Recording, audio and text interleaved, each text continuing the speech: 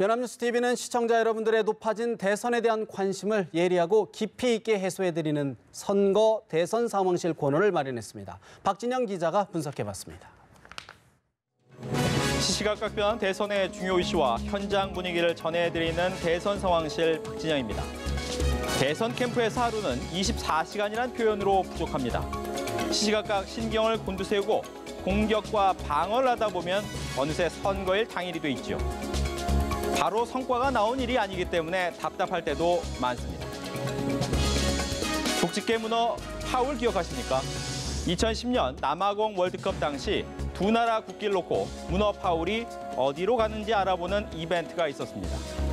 문어가 선택한 나라가 번번이 승리하면서 점장이 문어, 노스트라다무스 문어란 별명이 생겼고 인기도 상당했습니다. 우리나라 대통령 선거에도 그런 족집게 선거구가 있습니다. 지역 득표율과 전국 평균 득표율이 유사한 지역, 이른바 바로미터 선거구로 불리는 곳입니다. 먼저 선거의 최대 승부처라 할 수 있는 수도권에 많이 나타납니다. 인천, 서구, 남동구 두 곳, 경기 남양주, 구리, 하남, 광주, 평택, 안성 등 6곳 등 총 8곳이나 됩니다. 이 중 인천 남동구로 가봅니다. 적중률 100%를 자랑하는 대표적인 지역구죠. 심지어 대선에서 1, 2위 후보자들이 얻은 전국 득표율과 이 지역 득표율에서 거의 차이가 없습니다. 남동구는 행정의 중심지면서 공단, 신도시, 농촌이 어우러져 있는 지역으로 다양한 인구 분포로 인해 대선 평양계 역할을 하고 있습니다. 인천 남동구와 함께 족집게 선거구로 꼽혀온 경기 안양은 지난 대선에서 예측에 실패했습니다. 당선자는 물론 득표율까지 흡사해 한국의 뉴햄프셔라는 별칭까지 있었는데 18대 대선에서는 달랐습니다. 박근혜 후보보다 문재인 후보가 높은 지지를 받으면서 100% 적중률 기록이 깨졌습니다.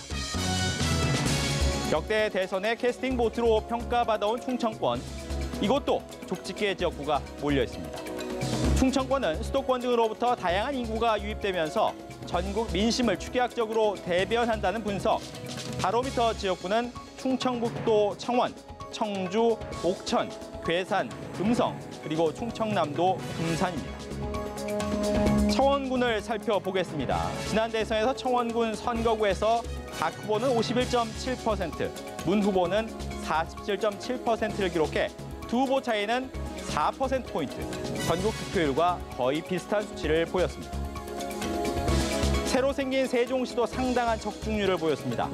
박 후보와 문 후보 모두 전국 득표율과 불과 각각 0.3%포인트와 0.4%포인트밖에 차이가 나지 않았습니다.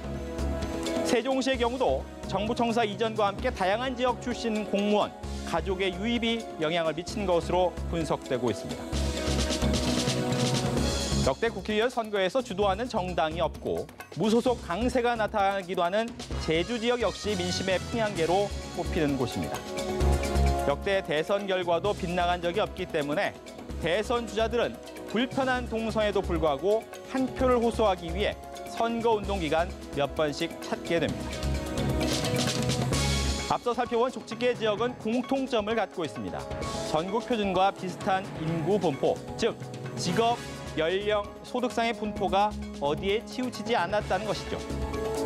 여야의 전통적 텃밭이라 할 수 있는 영호남, 그리고 강원의 바로미터 지역이 없다는 것도 그 부분을 뒷받침합니다. 족집게 선거구가 수도권과 충청권에 몰려 있다는 것은 수도권이 최대 승부처고 충청권이 캐스팅 보트를 쥐고 있다는 것으로 해석될 수 있습니다. 민심 평양계로 통하는 바로미터 선거구들의 표심에 조기 대선을 앞둔 대선 후보들은 그 어느 때보다 높은 관심을 보이고 있습니다. 지금까지 대선 상황실이었습니다.